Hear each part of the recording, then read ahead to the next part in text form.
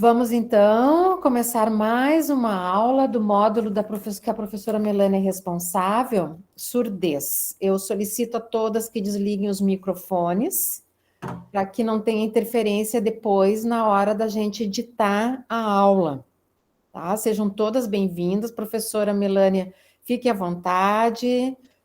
Nós já estamos com as orientações do procedimento de como se desenvolve essa aula hoje, já tudo direitinho. Então, assim, ó, eu lhe dou a palavra, seja bem-vinda ao nosso grupo, tá? Fique bem à vontade. Boa noite, então. Muito obrigada.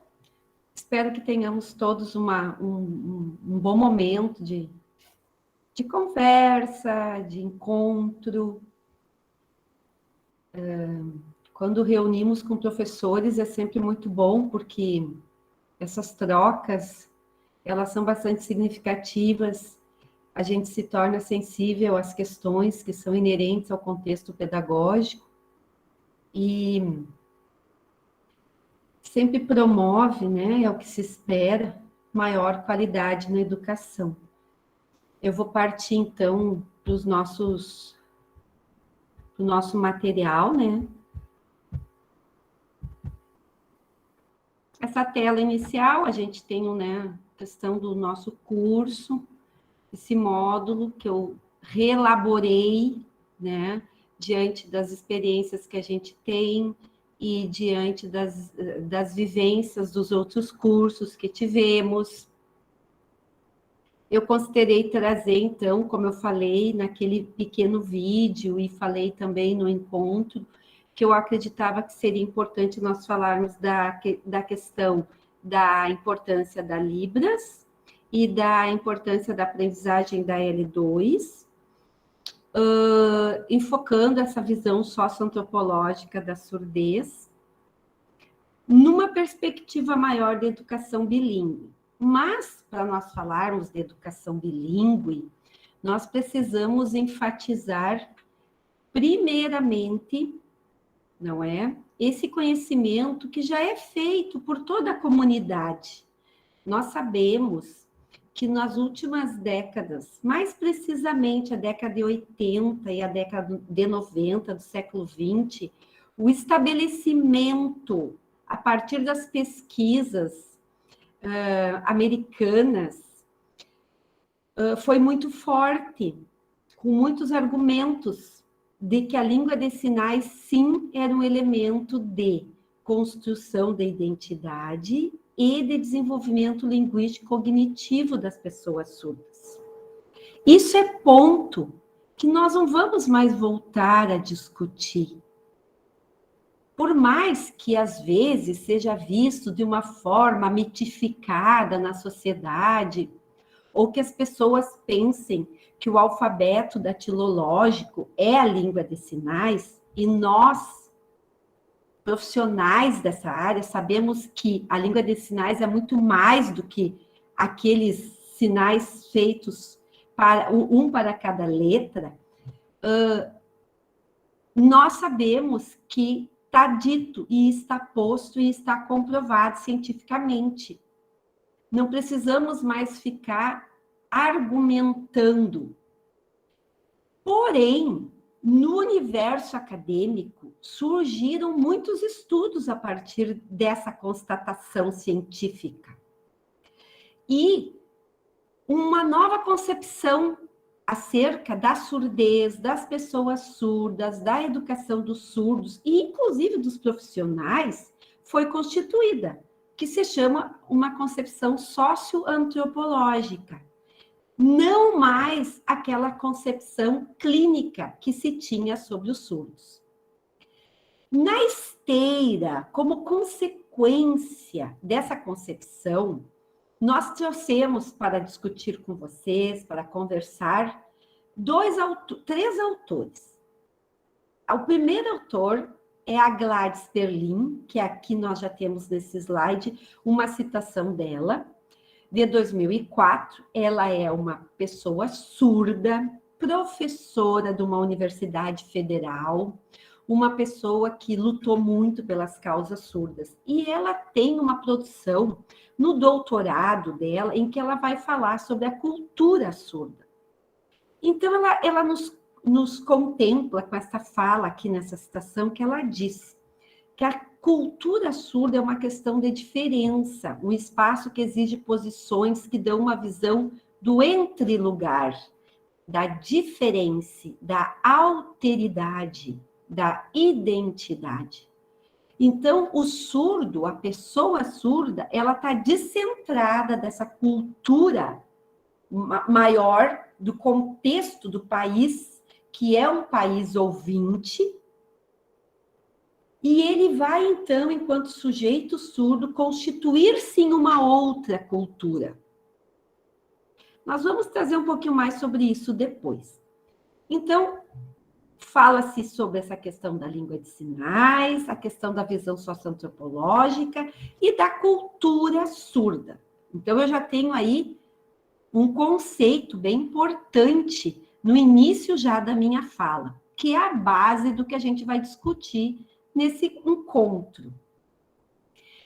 Quando eu falei para vocês que essas pesquisas, esses estudos constituíram novos olhares, novas representações acerca das comunidades surdas, há o nascimento de um novo campo do saber, que nós intitulamos de estudos surdos.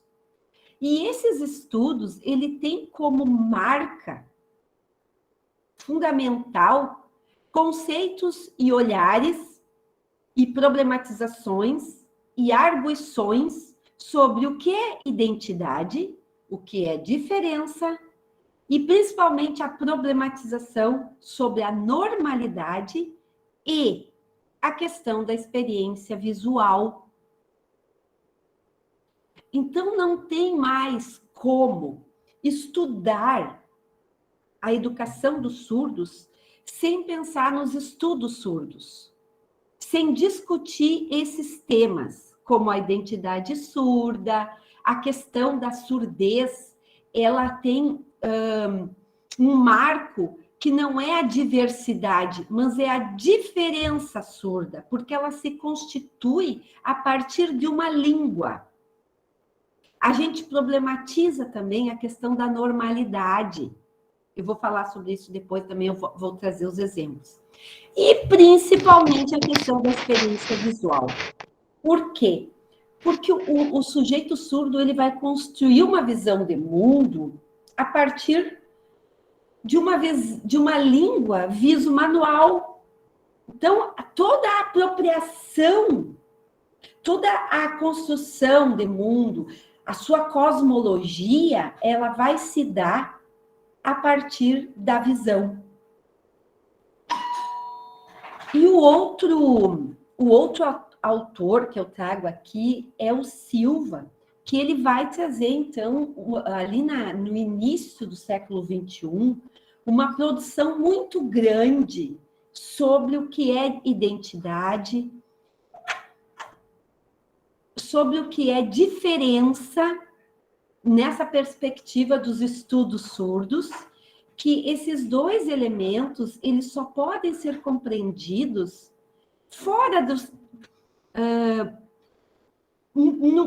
fora desse sistema pronto de cultura ouvinte, mas dentro de um sistema de significação em que os valores culturais são permeados por valores que são cunhados na experiência visual. Então, o que significa dizer? Que essa identidade, essa construção identitária e essa marca de diferença política, linguística e cultural dos surdos, ela vai romper com essa construção que está posta simbolicamente na cultura ouvinte e vai se constituir lá, na associação de surdos, nas associações de surdos, nos elementos que permeiam a cultura surda, como, por exemplo, os valores da cultura surda, o fato, por exemplo, dos surdos se casarem com surdos.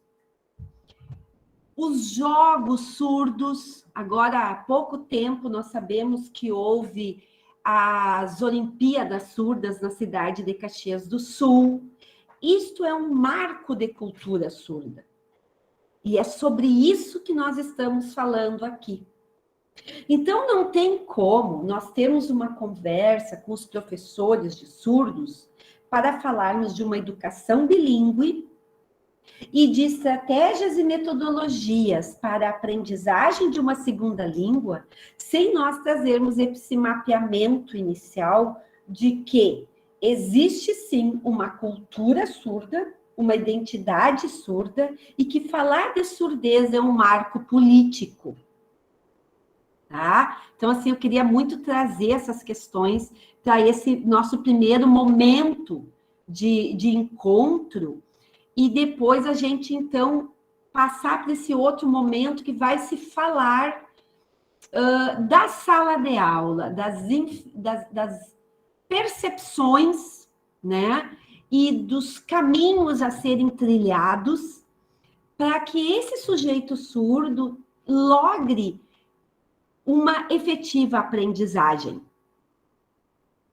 Vocês estão me ouvindo bem? Está claro os slides? Estão conseguindo acompanhar?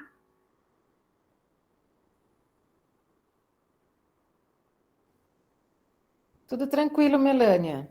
Tá bem. Estamos acompanhando. Nós estamos com 85 pessoas na sala contigo. Ai, que bom. Então, assim, ó, eu trouxe aqui no slide 4 umas imagens que eu não tinha colocado naquele material que eu enviei. Então, nós estamos com a menina que foi necessário a audiodescrição, ela está presente, por favor? Eu acho que não, Melânia. Tá bem, então eu não vou audiodescrever. Tá. Então, aqui eu trouxe essa imagem que mostra, né, a obrigatoriedade do uso de legenda nas emissoras de TV. Então, vocês podem ver ali, né, a legenda, que isso foi um marco no país, né, no início do século XXI. Eu lembro que toda a produção que acontecia no Ministério, pelo vasta experiência nossa aqui na UFSM, né, de assessoramento, muitas pessoas aqui da UFSM sempre olharam muito conjuntamente com a Secretaria de Educação Especial. Então, sempre no início foi muito forte isso, né? Como que deve ser a legenda? Existe um código de postura de como deve ser uma legenda? Hoje a gente sabe que sim, né? Todas essas questões foram normatizadas. Então, por que eu quis trazer essa legenda? Porque este fato, ele é um marco simbólico desta diferença. É um elemento linguístico e político de quê? De acesso ao conhecimento, né? De promoção da cidadania. Então, temos aí esse elemento para exemplificar as questões que eu falava antes. Às vezes, quando nós temos uma discussão no mundo acadêmico, parece que fica tudo tão longe e que é tudo tão difícil. Nós sabemos o quanto é difícil a educação das pessoas com deficiência num contexto amplo, né? Nós temos consciência disso num país em desenvolvimento. E eu gosto de trazer essas questões assim cotidianas para mostrar que nós, no campo da educação, podemos fazer tanto, às vezes, com muito pouco. É preciso essa questão da sensibilidade e produzir a diferença, resgatar as questões culturais valorativas daquela comunidade com a qual nós estamos trabalhando. Né? Como, por exemplo, eu citei as Olimpíadas Surdas. Depois eu vou dar um exemplo de um trabalho de L2 com essa questão das Olimpíadas que eu estava pensando também para nós falarmos depois. Se eu esquecer, me lembrem, por favor. Olha aqui, outro exemplo nessa mesma perspectiva. Então, por exemplo, eu falei dessa dimensão simbólica, né? Que existe uma teia, um conjunto de representações simbólicas que produzem um novo olhar sobre as comunidades surdas. Produz uma ressignificação dos valores surdos. E aqui, ó, nós não precisamos mais usar a questão do ouvido para falar da surdez. E nem devemos usar. Porque o ouvido, hoje, para os surdos, é uma marca do que eles não têm. Então, por isso que nós estamos promovendo o conhecimento de que é necessário usar as mãos, dando a ideia de um movimento, porque isso reforça o positivo e não o negativo. Aqui, no caso, também, a imagem esquerda é a identificação dos telefones para surdos. Então, é aquele telefone que vai trazer o resgate da comunicação feita através da escrita. Tá? Então, vamos aqui, já temos esse exemplo. Ó. Então, o telefone público para surdos. Na Escola Municipal de Surdos, pode ter um telefone desses, que facilite a comunicação da pessoa surda. Isso, claro, né, pessoal? Eu estou trazendo aqui elementos do início do século XXI. A escola estadual também pode ter. Nos seminários, esse telefone pode ser usado. Nas rodoviárias, nos aeroportos, nos shoppings. Hoje, né, faltou até eu colocar aqui, hoje nós temos as pessoas surdas se comunicando através dos vídeos usados nos celulares. Então, são outros elementos que estão aí retratando um novo tempo. É o que nós temos aqui, então? São as tecnologias acessíveis, né? Promovendo a inclusão social, educacional, digital, cultural, né? Como eu trabalhei na minha tese de doutoramento. Então, todas essas interfaces compõem um processo de conhecimento, de construção do conhecimento. Outra questão que é importante aqui, ó, não existe mudo, porque ele tem uma língua. O que nós temos são pessoas surdas, ok?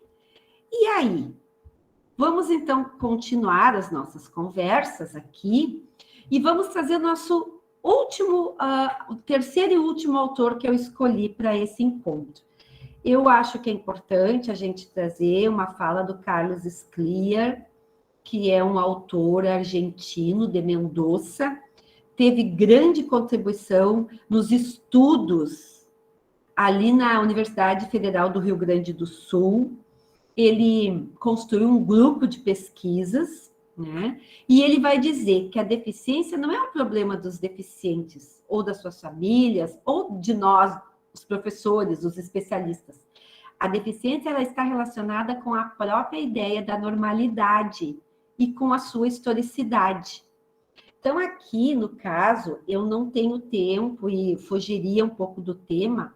Eu não vou falar sobre como as pessoas com deficiências foram vistos ao longo da história da humanidade, para mim poder fazer essa historicização.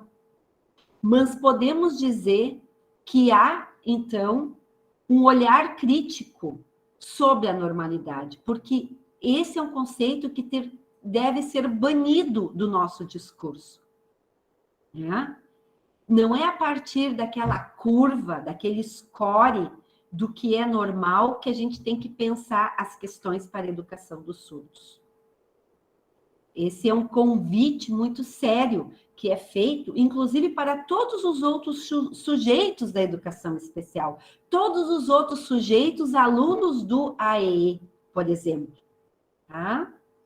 Então, é uma fala bastante significativa. Esse livro do Carlos Scliar é muito interessante, ele foi muito lido nesse tempo.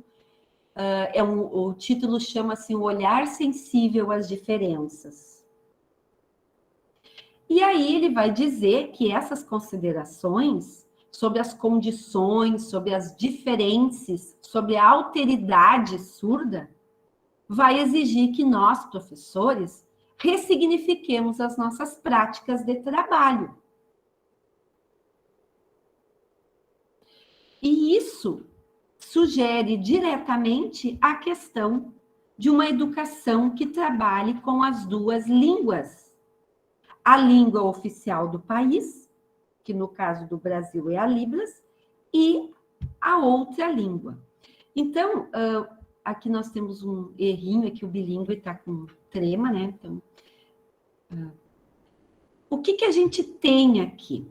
Quando se fala em educação bilíngue, fala-se de língua de sinais como primeira língua, como a língua materna para alguns autores, como a língua mãe, como a língua natural, mas é natural no sentido de que ela é aprendida, adquirida de forma espontânea e não imposta.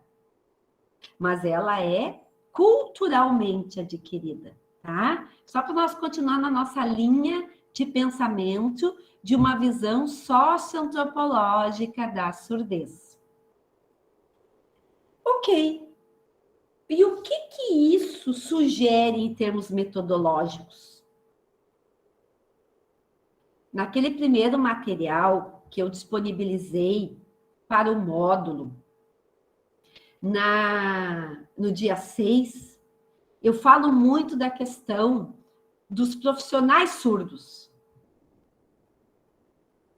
desses sujeitos, esses educadores surdos que vêm para a escola para contribuir com o processo de ensino-aprendizagem. E essa é a grande marca da educação bilíngue. Não podemos ficar sem falar sobre esta questão nessa noite, do quanto é importante que exista a presença de pessoas surdas, dominantes de Libras, pais que dominam a Libras. Por exemplo, professor, o Brasil é muito grande, né? Eu venho aqui e falo sobre isso, mas nós sabemos que a realidade que se encontra no Espírito Santo não é a mesma que a gente vai encontrar no Acre, na divisa com a Colômbia. Podemos não ter uma pessoa dominante em Libras. Podemos não ter um surdo, uma pessoa surda que aprendeu Libras em tenra idade, lá no período considerado hábil para aquisição linguística. Mas, de repente, nós podemos ter uma pessoa que aprendeu Libras na capital do estado, mesmo sendo ouvinte. Então, resgata-se essa pessoa, cria-se um projeto na escola que justifique a presença dessa pessoa ouvinte, mas que sabe Libras, para que ela venha uma vez por semana para a escola, para se trabalhar os conteúdos junto com a professora. Isso é muito importante, a valorização do sujeito surdo dominante de Libras. E o que temos depois disso, a outra interface é a questão da língua portuguesa. Como que nós vamos trabalhar com a língua portuguesa num contexto de escola, sabendo que a língua portuguesa é considerada a segunda língua dos surdos? Eu ousaria dizer que este é o tendão de Aquiles da educação dos surdos no Brasil. a escassa formação nesse campo, de como o fazer pedagógico quando começa o processo de alfabetização numa segunda língua. E esse, inclusive, é um dos grandes argumentos que nós temos para pensar a educação dos surdos fora da educação especial, e sim dentro dos cursos de linguística, por exemplo. Porque o marco da educação das pessoas surdas é a questão linguística. E aí, usando dos autores que trabalham com língua portuguesa no Brasil, eu vou trazer apenas, em termos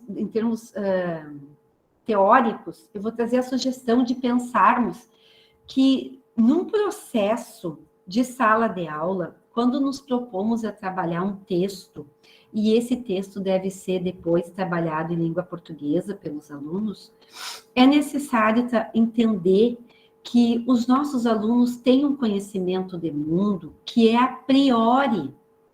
E mais importante ainda, que nós, enquanto especialistas, precisamos pensar qual é o conhecimento de mundo que esses sujeitos têm. Até mesmo uma criança que ainda não domina Libras, mas que já tem 5 anos, por exemplo, ela já tem um conhecimento de mundo, lá do contexto vivencial, da sua chácara, da sua fazenda, ou do prédio que ela mora, do bairro, as idas na padaria com a mãe, com o pai, o brinquedo no salão de festas, na pracinha, com os primos, com os amigos, a brincadeira na sala de aula. Todos esses são elementos, experiências da vida cotidiana que permitem, sim, um conhecimento de mundo. E isso é um arquivo fundamental quando se pensa em aprendizagem de segunda língua. E um outro elemento que é fundamental de se falar aqui e que vai ser determinante para os resultados para a aprendizagem da segunda língua é o conhecimento sistêmico. É o conhecimento lexical, morfológico e sintático da língua.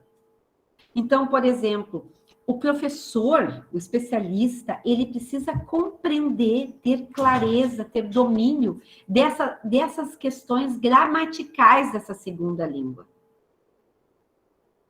Para que ele promova na escrita do aluno a facilidade e que ele também entenda como ele deve lidar com os erros, com questões, por exemplo, de coesão, de coerência dessa produção escrita do aluno. Muito bem falado isso e lembrado, a produção é escrita. Nós estamos trabalhando aqui na perspectiva da escrita da língua.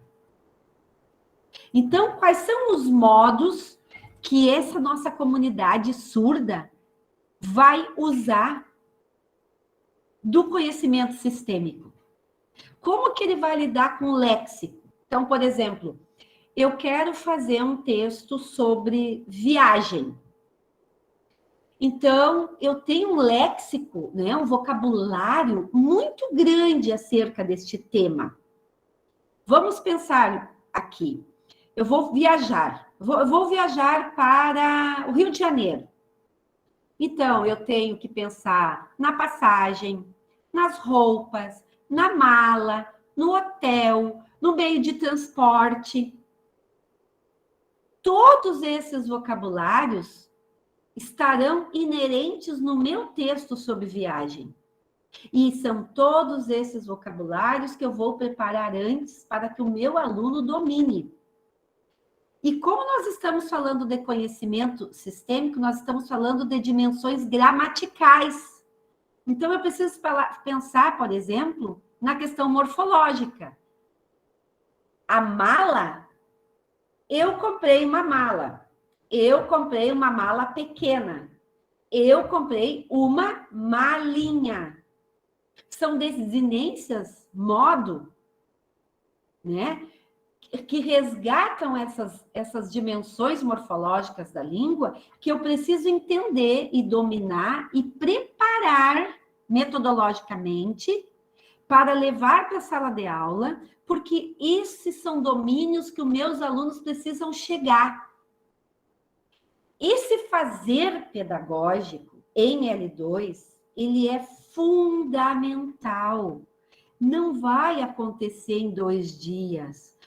O nosso aluno não vai escrever um texto sobre viajar para o Rio de Janeiro com todos esses domínios de coesão e de coerência que um aluno ouvinte vai escrever. Este também é um olhar que é extremamente significativo. Porque ele, no primeiro momento, vai escrever numa dimensão gramatical e sintática da língua de sinais, para depois, num outro momento, escrever numa dimensão sintática da língua portuguesa. E o que é que eu quero dizer neste momento? Eu estou falando de eu vou viajar para o Rio de Janeiro. Eu estou falando de sujeito, de verbo, de objeto direto, de objeto indireto. São elementos da gramática da dimensão sintática. Essa estrutura em língua de sinais não acontece assim. Sujeito, preposição, verbo. Nós sabemos que a língua de sinais, na última fase de aquisição, e quando tem a explosão linguística, ela se apresenta sujeito, verbo, objeto. Eu vou, casa, vovó. Mas a língua portuguesa não é eu vou, casa, vovó. É eu vou na casa da minha avó.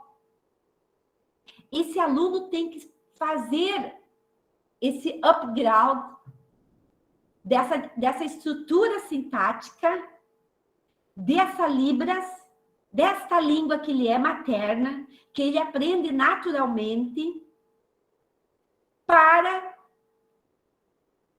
um outro nível nessa segunda língua. Isso é fundamental que nós...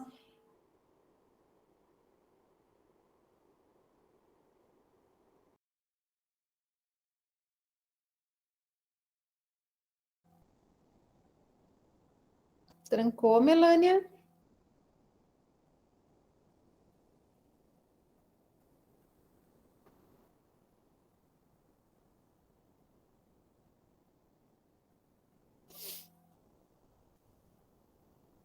Uhum. Travou. Travando, gente. Oi? Tá travando. Aham, travou.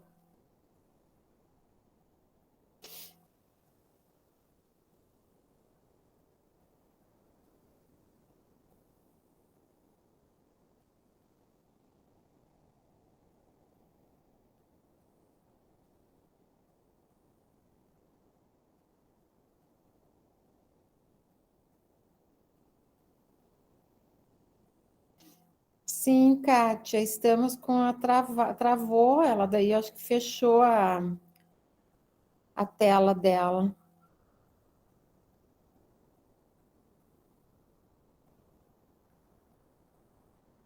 Vou falar com ela aqui, vamos ver se ela percebeu.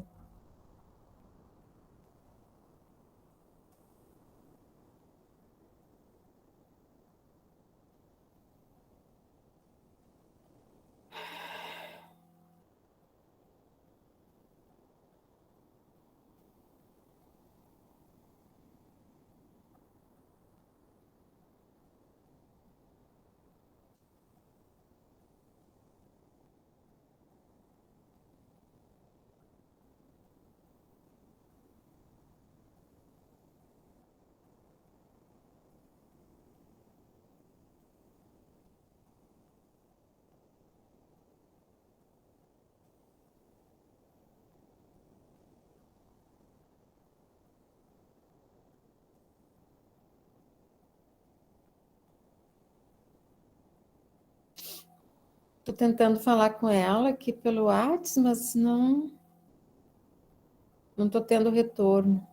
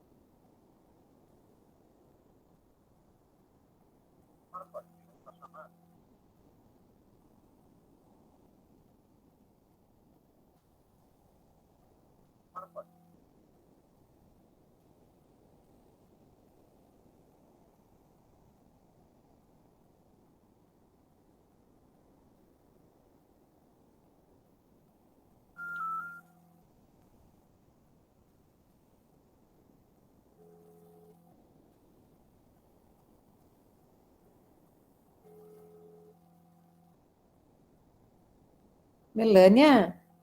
Oi, é a Carmen. Travou, nós não estamos mais te enxergando. Não, acabou faz uns 2, 3 minutos. Não está mais.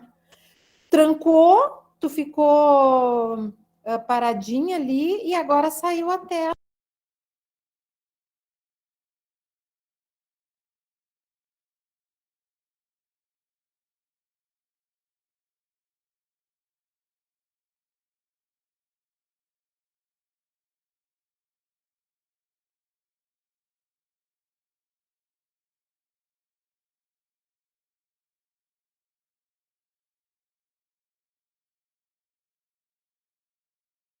Oi, gente.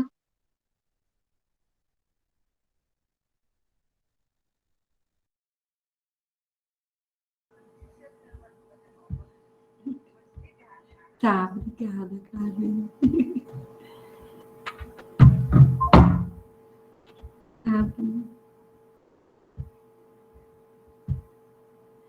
Vocês estão vendo, gurias? Pessoal, Estamos te enxergando agora, sim. tá, e a tela dos Não, não slides? tem mais tela, não tem mais nada. Meu Deus, o que é isso?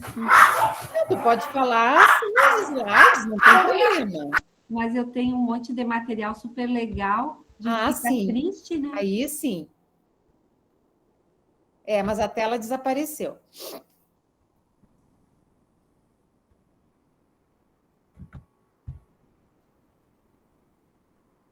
Vocês estão vendo, ó, a mesma coisa que eu fiz antes, ó. Não, nós só estamos enxergando só tu.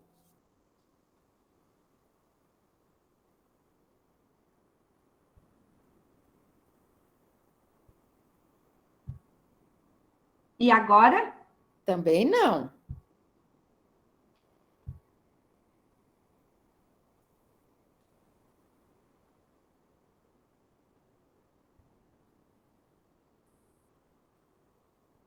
Voltou. Agora a tecla ali na tela cheia para nós vermos os slides. E aqui aparece para mim que eu estou apresentando. Não. Sim, professora, tu tá apresentando, Agora. mas tu estava apresentando a tela do Meet, agora tu tá apresentando os slides. Agora sim, tá ok.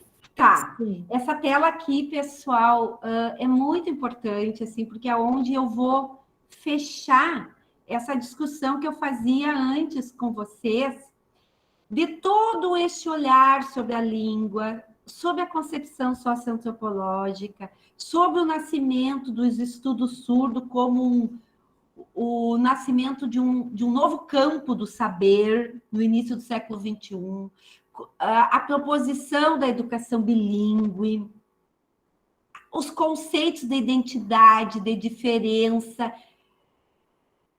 onde que isso vai se efetivar lá na escola? No currículo, no nosso fazer pedagógico, através daquilo que a gente vai levar para a nossa turma.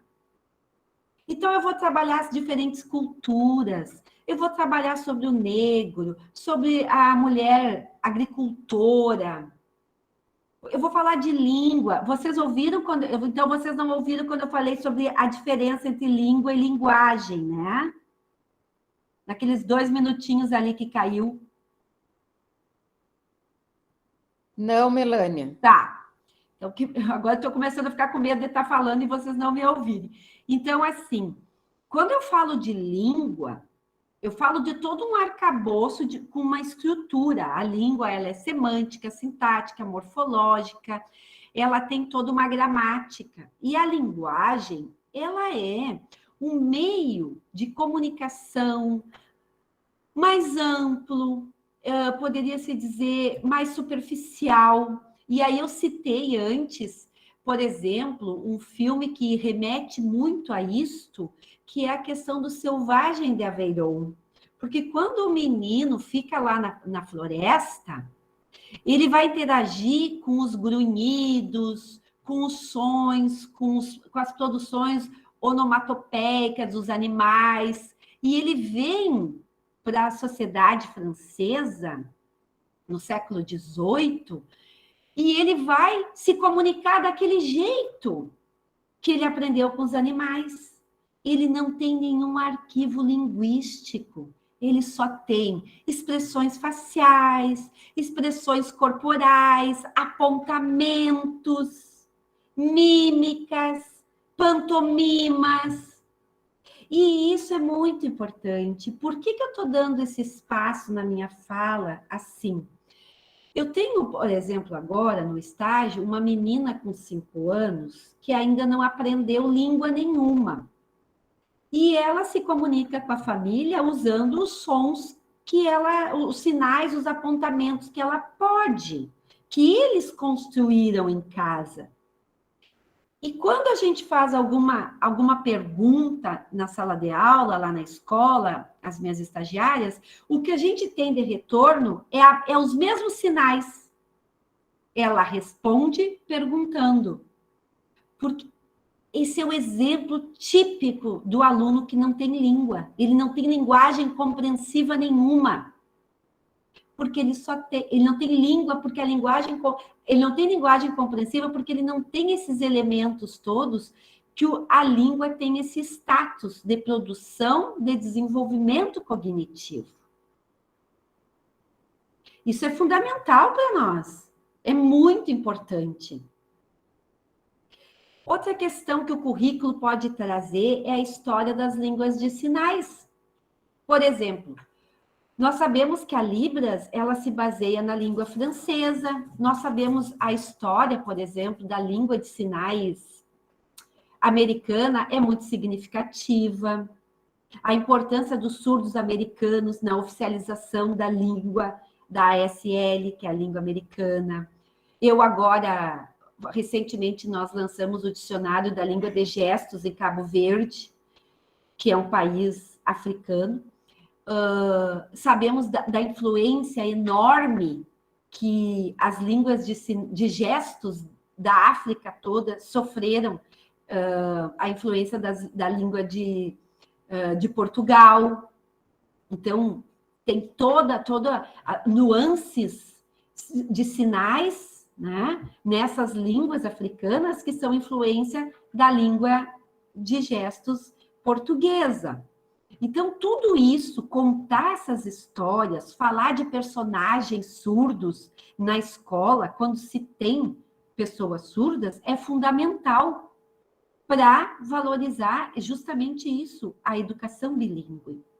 Estudar o conceito de multiculturalismo, por exemplo, que era aquela questão que eu falava antes, falar do menino de rua, falar da criança que vive na escola do campo, né? Falar da educação indígena e falar do surdo. E falar não só do surdo, como diz aqui no último parágrafo, não falar só do surdo branco europeu, mas falar da menina surda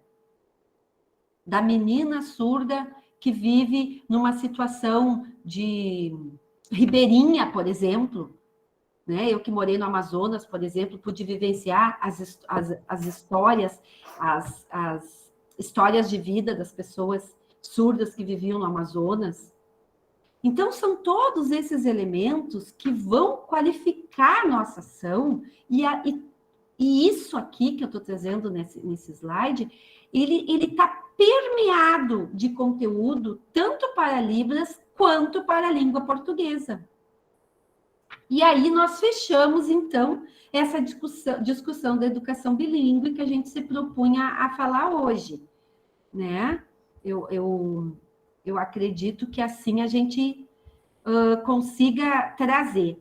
Na questão da língua portuguesa, eu ainda sugeria para a turma que pensasse no uso do folclore, das histórias, das narrativas, por exemplo, os mitos, as lendas, são muito importantes para a gente trazer elementos para se trabalhar em língua portuguesa.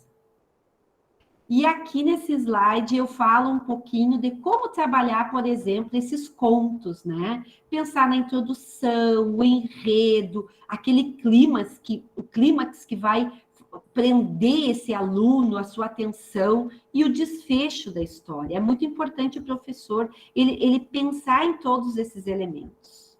Tá? Também é importante, no contexto dos contos, pensar num conto que seja atrativo, considerando a faixa etária, o nível de desenvolvimento cognitivo, que material que a gente vai usar.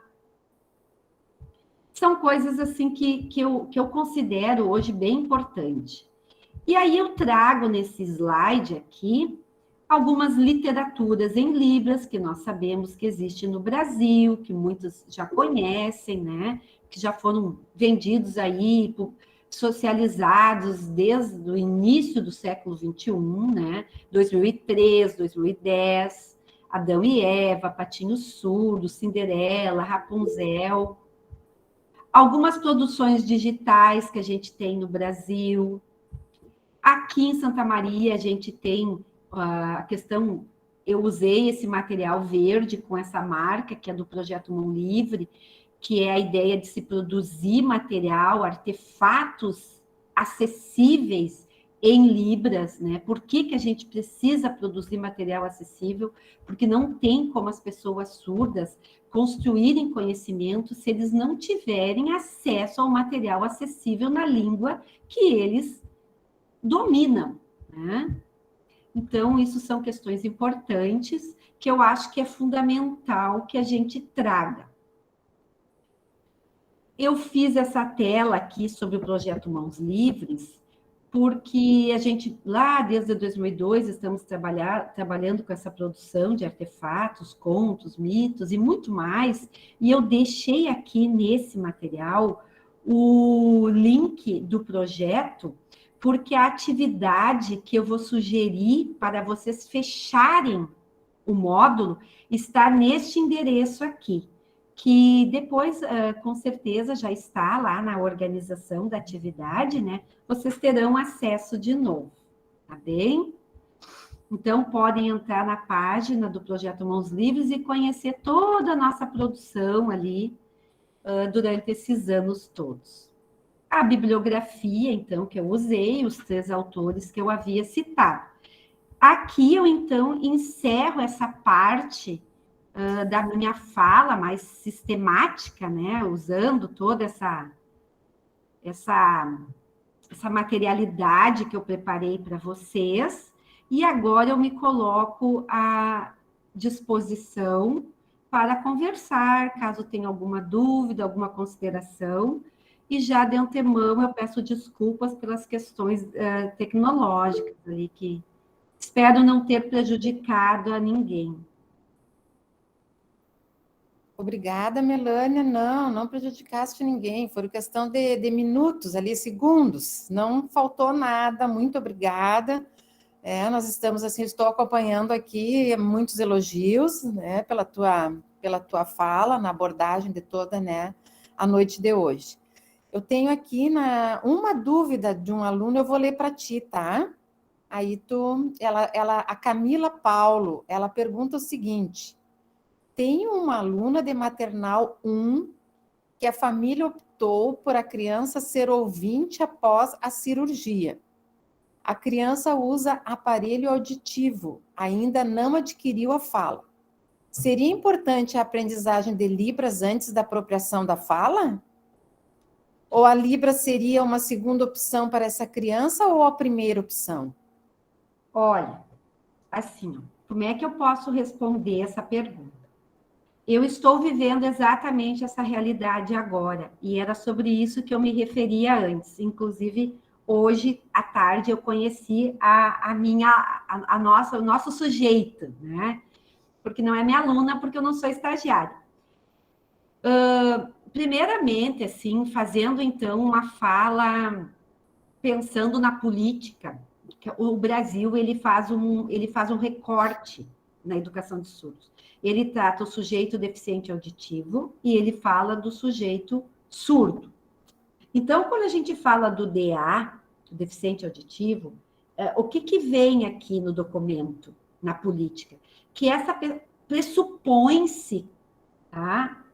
Que este sujeito deficiente auditivo tenha um resto auditivo. E aí o implante coclear, mais o aparelho de amplificação, e mais todo o treino de bucomaxilofacial, aprendizagem da leitura orofacial, isso vai promover uma maior acuidade visual e produção sonora. Era necessário saber se essa menina, essa pessoa que está nesse nível de educação que tu citaste, como que ela está nessa produção? Ela tem um resto auditivo bastante alto?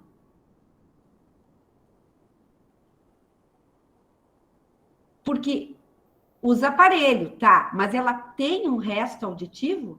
Ela está produzindo, ela consegue captar o som em termos assim de 50 decibéis? Ela tem uma fala compreensível?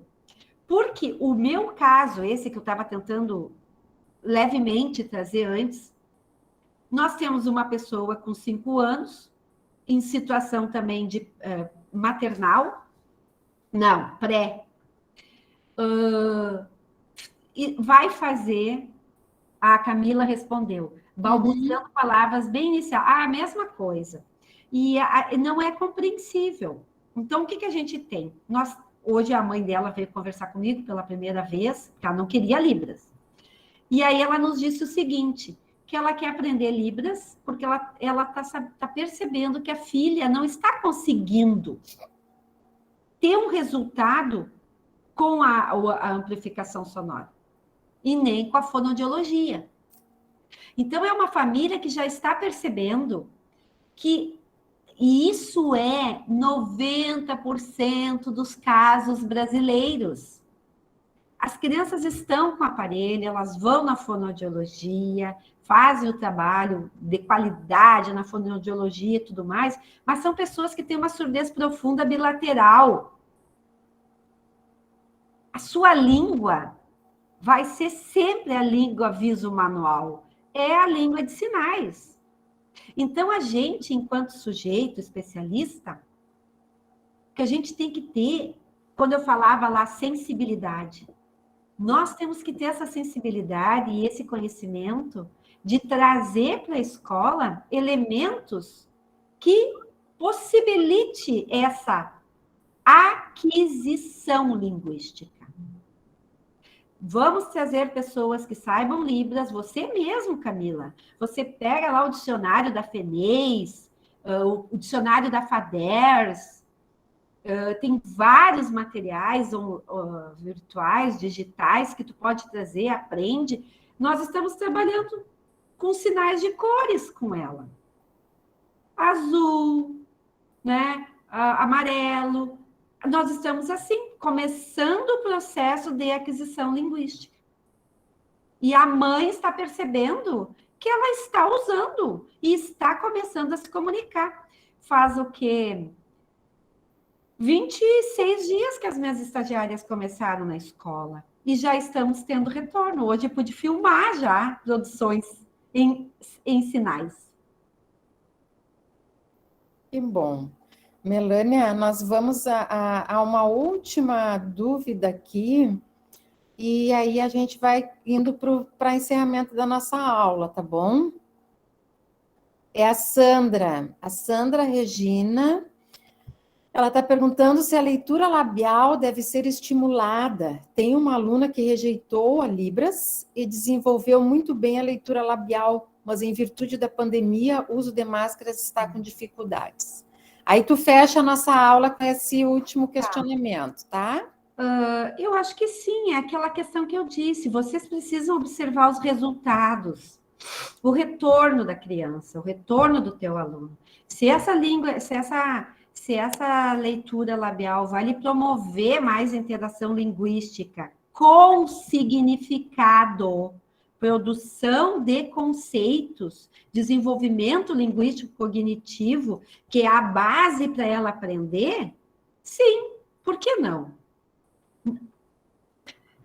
Houve um tempo que nós nos constituímos como se nós tivéssemos que outorgar à pessoa surda, por nós sermos ouvintes, algumas coisas ou não. Nós não temos esse poder, nós temos que ter sensibilidade.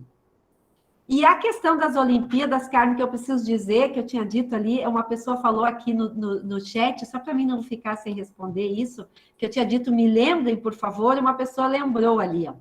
Acho que foi a Sueli. Eu falei para você sobre Libras e L2, né? E eu falei que houve um movimento lá do evento das Olimpíadas em Caxias. Usem as bandeiras dos diferentes países para trabalhar a experiência visual. Façam as bandeirinhas em sala de aula com os alunos, tanto ouvinte quanto surdos. Trabalhem a escrita do nome desses países juntamente com essas bandeiras.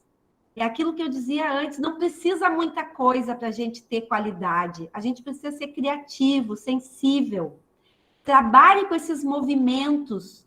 Eu encontrei no avião, por exemplo, todo o time italiano, o time ucraniano, os paraguaios, eles interagiam todos dentro da aeronave, porque tem uma língua que é nacional, que é internacional, né? Eles se comunicavam, era lindo de ver. Nós podemos fazer muita coisa com experiências como essas, por exemplo. Tá? O que mais, assim, acho que a Carmen já está encerrando, né? Sim, eu só vou dar mais um minutinho, porque a gente teve interrupções, e vou finalizar agora mesmo com a pergunta do Jorge, que ele diz assim, ó, hoje, eu acho que é uma contribuição mais, né? Hoje, por trabalhar como intérprete, consigo perceber que nas escolhas dos livros, nem sempre surge um bom efeito nas crianças.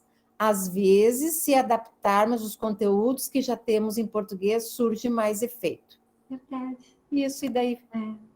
Verdade, claro, é isso. Esse olhar crítico do professor, ele é fundamental para o mantenimento da qualidade, né, Jorge? Tu não pode simplesmente pegar esse livro e vou sair aplicando. Nós falamos sobre isso na aula de estágio de tarde também, lá na UFSM. Olha para o livro e faz uma criticidade se ele está de acordo com o interesse da tua turma, se ele está de acordo com a faixa etária, se ele vem ao encontro do teu plano de ensino semestral, bimestral, mensal, né? Aquilo que tu te propõe a fazer. Pensa também nas ilustrações. Os surdos não podem ter uma ilustração chapada, uma ilustração pobre. Pense na questão da experiência visual, nessa riqueza, né? A Ronice Miller de Quadros, que é uma linguista de Santa Catarina, ela chama isso de input. É aquilo que a gente vai fornecer para o aluno. Não adianta a gente querer um output, uma resposta de muita qualidade, de muito efeito, se a gente não oferece um material de qualidade. Melanie, só queria opinar que eu terminei um TCC essa semana sobre a dificuldade do AEE, que somos nós, né, no tempo de pandemia, né, defendi um artigo científico em cima disso. E estudando profundamente, né, até essa autora que você falou sobre os livros, eu conheci ela na formação do meu TCC, foi a questão do oralismo, né, ele foi interrompido na história do surdo, mas hoje tem o ouvitismo, que é o nosso papel de ouvinte, né, deixar que o surdo, ele por si próprio tenta se adaptar com as coisas que a gente trabalha com os ouvintes. Que nessa questão de livros, né, foi um trabalho muito bom de adaptar os livros, né, ou seja, para os surdos, só que às vezes isso surge um efeito negativo, porque o patinho surdo é uma história do patinho feio, mas quando isso entra no contexto cultural do surdo, ele às vezes se sente ofendido, só que isso vai no contexto do educador no trabalhar com a criança surda. Então eu defendi muito essa tese porque o oralismo ele foi interrompido, mas o ouvitismo ele continua com a gente. Com as mesmas relações de poder, né? Uhum. Com as mesmas relações de poder. O ouvintismo, ele surge como ouvintismo disfarçado. Sim. Eu entendo o que tu colocas, é bem interessante o que tu traz, é bem pertinente. Eu sempre falo para as alunas assim, que quando a gente olha para uma obra, é preciso também não vilanizar aquele autor, né?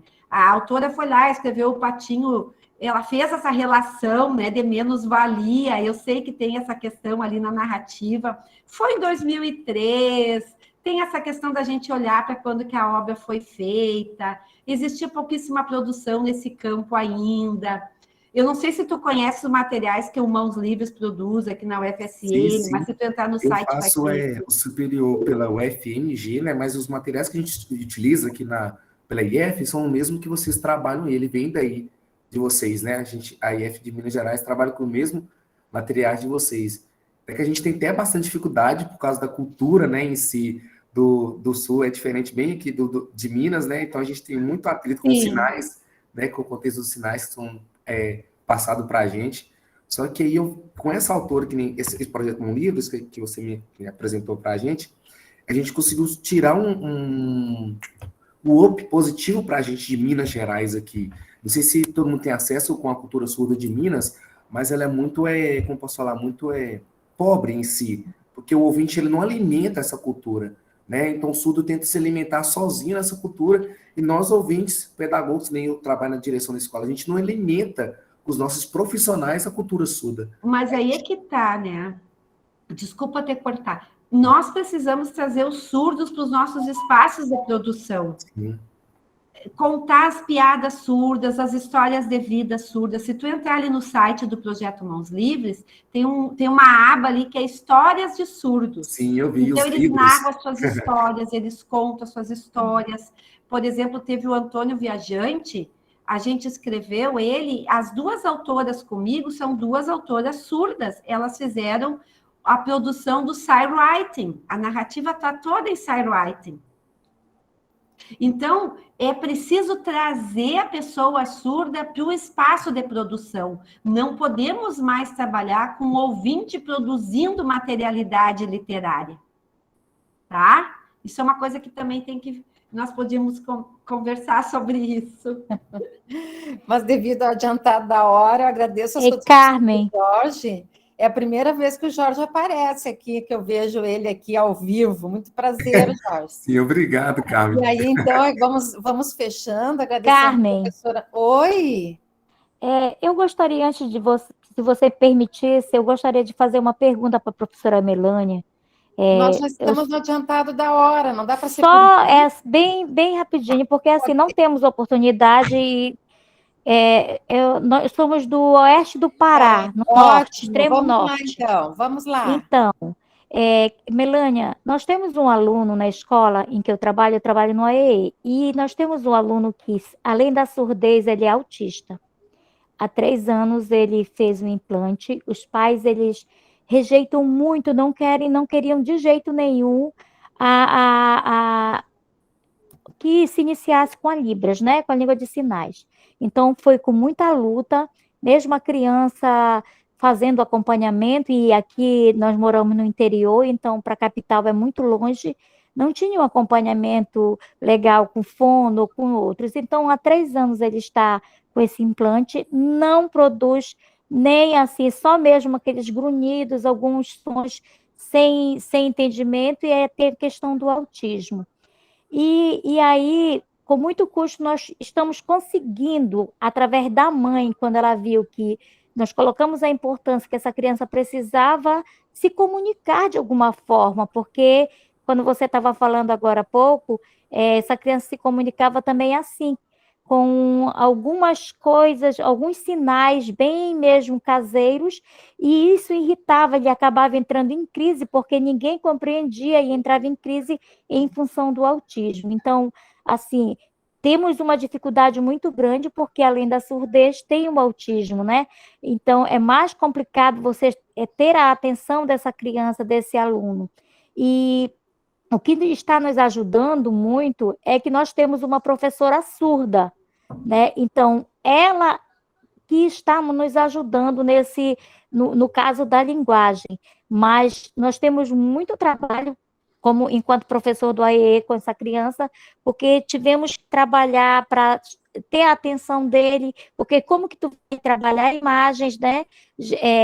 Sinais, se tu não consegue exatamente. Então, assim, por isso mais a nossa, diante desses desafios, é que a gente mais procura fazer esses cursos para tentar, de alguma forma, porque aqui nós não temos terapeuta ocupacional, nós não temos um fonoaudiólogo à nossa disposição, então essa criança praticamente ela conta com quem? Com os professores da sala de recursos, com o professor da sala comum, né? Desculpa aí, Carmen. Eu comungo dos mesmos problemas que tu. Eu também tenho um sob minha orientação. E autista com surdez é bem difícil mesmo. O que a gente tem feito, né? É essa questão, assim, ficar dentro da rotina, porque senão eles se irritam demais, né? E essa rotina agradável, escovar o dente, por exemplo, é uma coisa que ele gosta, né? Então, a pasta de dente é que ele gosta, não sair desse contexto, porque senão tu não consegue nada mesmo. Enquanto está escovando os dentes, mostra algum sinal, tenta passar aquele sinal correto, pelo menos naquele momento. Aí, quando volta para a sala, fica no canto dele, não estabelece comunicação, é muito pouco, assim, ele é muito limitado o nosso, esse que está sob minha supervisão ali no estágio, e são anos já se arrastando, porque realmente tem sido, assim, uma situação muito, muito, muito difícil, porque realmente ele não te olha, né? Então, como é que tu vai estabelecer essa pista visual para poder aprender, né? Mas o que a gente tem feito é isso, se tá ali, se em algum momento no lanche estiver comendo a bolacha, fazer o sinal da bolacha, não sair da rotina de forma alguma, mostrar uma tabuleta marrom, porque a bolacha é bege, daquela cor, ou alguma coisa branca, trazer o sinal naquela hora, o sinal da língua de sinais, né? É o que a gente tem feito, assim, dentro do que nós podemos. Nós também. Surda cega, também tem surda cega, são outras situações muito difíceis que a gente encontra. Obrigada, Milene.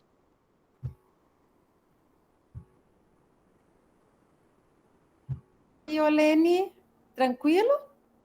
Sim, obrigada, Carmen. Obrigada mesmo. É porque Vamos lá, assim. então, nós estamos bem, eu acho, né, felizes com a aula da Melânia.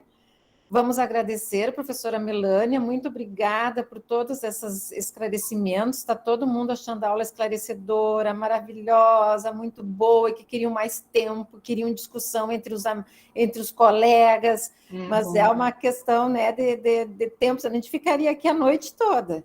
Então, lhe agradeço mais uma vez, boa noite, pessoal, né? Tenha uma boa noite, um bom feriado amanhã, né? Tudo de bom para todo mundo, então, Melânia.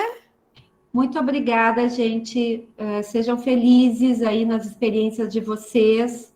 Eu sei que só de estarem aqui fazendo a formação já estão buscando, né? Já são vitoriosos. E estamos aqui à disposição. Podem me mandar e-mail, as alunas podem, as tutoras podem passar o meu e-mail para vocês, eu estou à disposição, não tem problema da gente trocar as experiências, viu? Não é porque não vamos ter encontros que não possamos conversar. Obrigada, Melânia. As tutoras assim farão para todas as cursistas que desejarem falar contigo. Boa noite, então, pessoal. Bom feriado. Obrigada.